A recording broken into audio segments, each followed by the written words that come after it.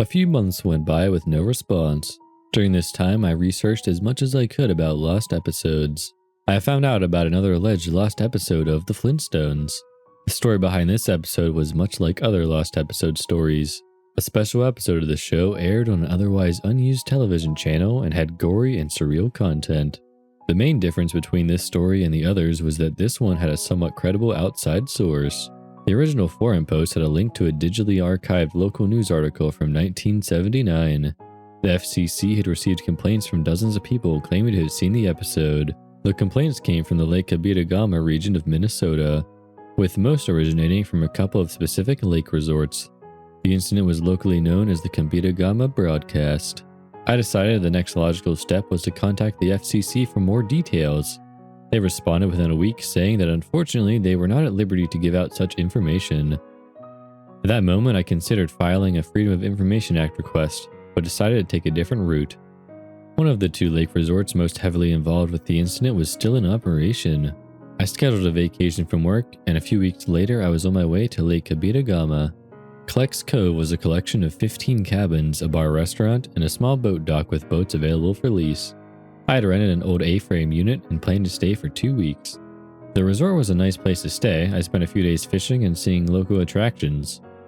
I fell in with a group of regulars who fished at the resort every year. We went on several boat trips before I had enough courage to ask the oldest of them about the Kabetogama broadcast. "Oh, that funny thing?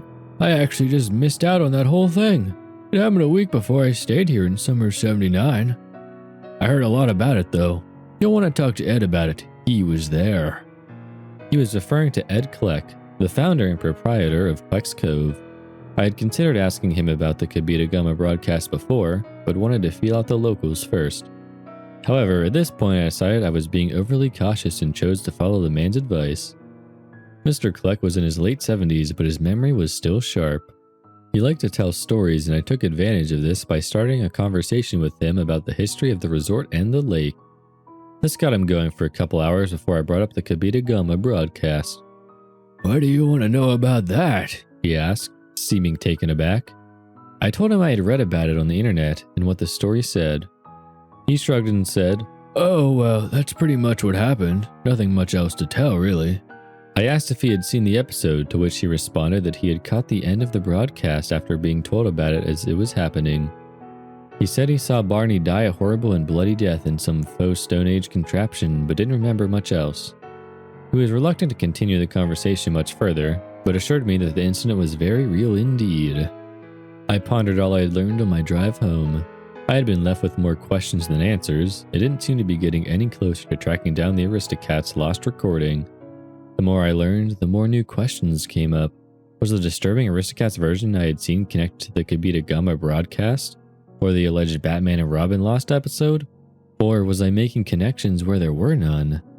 Did that person on YouTube who claimed to have seen the Batman lost episode really seen it?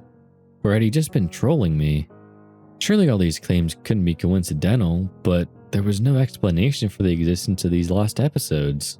While I was turning all this information over in my mind, I didn't notice the vehicle behind me until it was right up on my bumper. I swerved as it made contact and careened into a ditch. The other car drove on without stopping.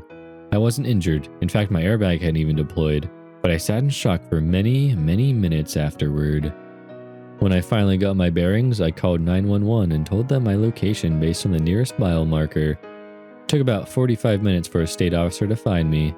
I told the police what had happened, but wasn't able to provide details such as the make and color of the car that had hit me or the license plate. I did not tell them what business I was on or my lingering suspicion that the incident had to do with my investigation of the Kabetogama broadcast.